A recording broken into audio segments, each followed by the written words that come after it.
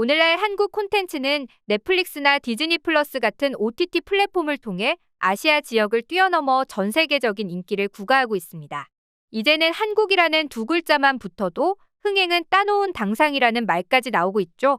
이렇듯 대부분의 한국 콘텐츠들이 공개만 됐다 하면 넷플릭스 상위권을 휩쓸고 있지만 최근 오랜만에 넷플릭스 세계 1위를 차지한 한국 영화가 국내에서 화제입니다.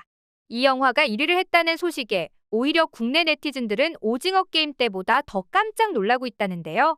과연 무슨 이유 때문일지 함께 알아볼까요? 한국에선 망작이라며 혹평 가득한 작품들도 오히려 해외에서는 예상치 못한 흥행을 거두며 대박이 나버리는 경우가 적지 않습니다. 최근 작품으로 치면 넷플릭스에 공개된 송중기 주연의 로기환이라는 영화가 대표적인데요. 이 영화는 유독 한국에선 칭찬보다 많은 비판을 받았습니다. 그 이유는 다름 아닌 영화의 부족한 개연성 때문이었죠.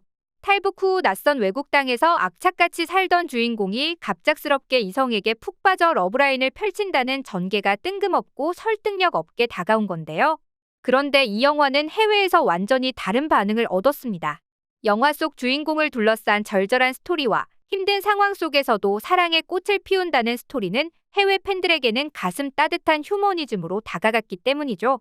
이는 댓글에서도 확인할 수 있었습니다.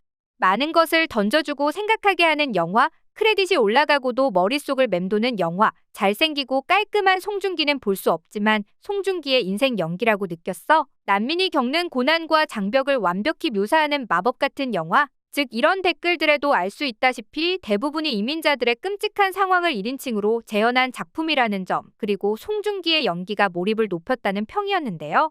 여기에 더해 우리에겐 익숙한 탈북민에 관련한 이야기가 미국인들에겐 신선하게 느껴졌을 거란 분석도 잇따랐습니다. 그 결과 로기환은 공개 3일 만에 넷플릭스 글로벌 탑10 영화 부문 1위를 기록하며 화제성을 입증했죠. 한편 올해 초 베일을 벗은 마동석 주연의 영화 황야에서도 비슷한 상황이 펼쳐졌는데요. 이 영화는 아포칼립스 세계관을 배경으로 믿고 보는 배우 마동석을 주연으로 내세워 SF적 이야기를 그리고 있습니다. 그리고 국내에서는 대부분 액션은 볼만하지만 서사가 허술하고 캐릭터 역시 뻔하다는 평이 줄을 이뤘죠. 하지만 해외에서의 반응은 달랐는데요. 숱한 호평과 함께 전 세계 넷플릭스 비영어권 영화 중 가장 많은 시청수를 기록하며 글로벌 순위에서 2주 연속 정상을 차지한 겁니다. 이 영화를 집중 조명한 외신 기사도 있는데요. 미국 영화 전문 매체 스크린앤트는 콘크리트 유토피아의 광기를 확장한다는 제목을 통해 액션 장면은 흥미진진하고 시각적으로 엄청난 재미를 안긴다. 마동석이 출연하는 영화는 챙겨보지 않을 수 없다며 영화에 대한 호평을 남겼습니다. 그 결과 포털 사이트 네이버 평점은 10점 만점에 5점으로 저조한 성적을 기록했으나 글로벌 비평 사이트 로튼토마토에선 비평가 점수는 72%로 선방하며 서로 다른 온도 차이를 보이기도 했죠. 유사한 사례는 또 있습니다.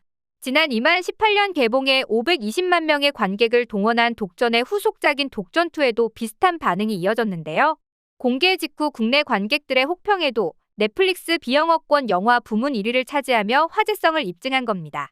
솔직히 첫 번째 영화를 봤을 때 지루했어요. 두 번째 영화는 기대에 부응했습니다. 엄청 스타일리시한 영화네요. 전편을 안 봐서 비교는 못하겠는데 전편 줄거리를 몰랐어도 몰입해서 봤어요. 한효주의 연기를 좋아한다.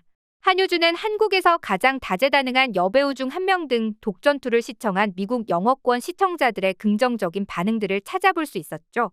천만 영화 신과 함께를 만든 김용화 감독이 메가폰을 잡은 SF 영화 더 문 역시도 배우 도경수, 설경구, 김희애 등 화려한 배우들을 내세웠음에도 불구하고 51만 명이라는 저조한 스코어로 막을 내렸는데요.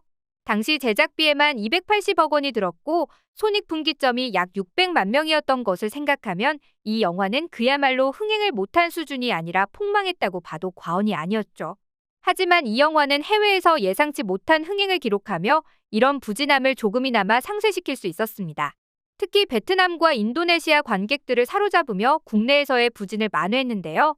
급기야 베트남에선 개봉한 한국 영화 중 흥행 1위를 기록했고 인도네시아에선 쟁쟁한 한국 영화를 모두 제치고 기생충에 이어 역대 한국 영화 흥행 순위 2위에 오르기도 했죠. 그리고 더 문이 이렇게나 다른 온도 차이를 보인 특별한 이유도 있었습니다. CG 기술 면에서는 실제 우주와 달에 있는 듯한 착각을 불러일으킬 만큼 정교하게 구현했으나 그 안에는 심파 요소를 덕지덕지 붙여놓아 국내 시청자들에게는 반감을 샀지만 이게 오히려 해외 관객들에게 먹혀버린 건데요. 아무 희망이 없을 것 같은 우주에서도 삶의 끈을 놓지 않는 주인공들의 모습은 해외 시청자들에게는 오히려 용기의 메시지로 다가갔고 감동을 자아냈다는 평입니다. 이렇듯 한국인 기준에서는 감정과잉이라고 느끼는 부분에서도 외국 기준으로는 가족의 인류애 등으로 비춰지면서 좋은 반응이 나오기도 하는데요.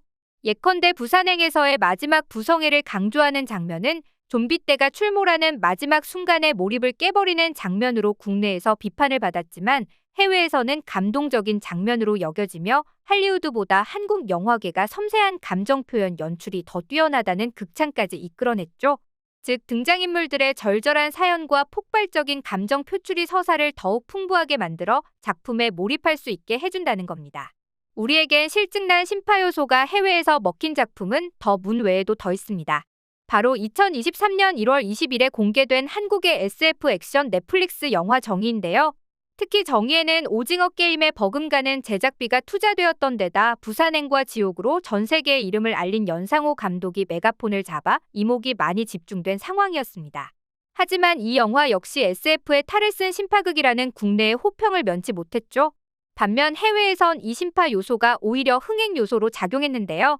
실제로 이 영화에서 각종 CG가 들어간 화려한 전투 장면과 액션씬은 극 초반과 후반부에만 집중되어 있고 나머지 대부분의 자리를 채우는 건 사람과 사람의 관계에 대한 이야기입니다.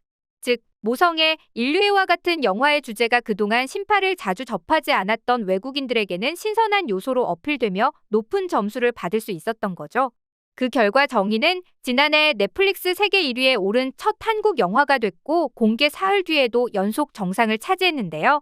게다가 89개국 가운데 절반을 넘는 48개국에서 영화 1위에 오를 정도로 화제성을 입증했습니다. 물론 이 영화들의 모든 외국인 시청자들이 하나같이 극찬을 한 것만은 아닙니다. 이 중에는 스토리가 평면적이다, 뒤로 갈수록 몰입력이 떨어진다, 비슷한 이야기가 반복된다와 같은 아쉬움을 토로한 외국인 시청자들도 있었는데요. 사실 생각해보면 과거 우리나라에서도 심파가 잘 먹혔던 때가 있었습니다. 하지만 이 또한 억지 울음을 유발하는 심파 코드가 영화나 드라마 속에 범람하게 되면서 시청자들이 점차 거부감을 느끼게 된 건데요. 그리고 이런 현상은 현재 우리에게 시사하는 바가 큽니다. 원초적인 자극에만 집중한 이런 영화들이 넷플릭스를 타고 전 세계에 퍼져나가는 일이 반복된다면 결국 한국 콘텐츠의 이미지가 고착화될 수밖에 없다는 건데요. 최근 몇 년간은 이런 콘텐츠가 먹히고 있지만 끝도 없이 양산되게 된다면 언젠가는 시청자들의 외면을 받는 순간도 도래할 것임은 예견된 일이기 때문입니다. 이에 대해 전찬일 영화평론가는 넷플릭스 영화의 가장 큰 문제는 자극적인 설정을 위해 좀비나 크리처 등 몇 가지 뻔한 요소를 넣은 이야기를 반복한다는 것이라며 유사한 장르가 반복되거나 클리셰적인 부분이 계속될 경우 한국 영화의 글로벌 경쟁력을 약화시킬 수도 있다는 우려를 내놓기도 했는데요. 한국 콘텐츠가 지금 전 세계의 관심을 한몸에 받고 있는 시점, 더욱 다양한 장르의 콘텐츠 그리고 양질의 콘텐츠들이 많이 만들어져 한국의 콘텐츠 산업이 더욱 부흥할 수 있게 되길 바라면서 오늘 영상 마치겠습니다.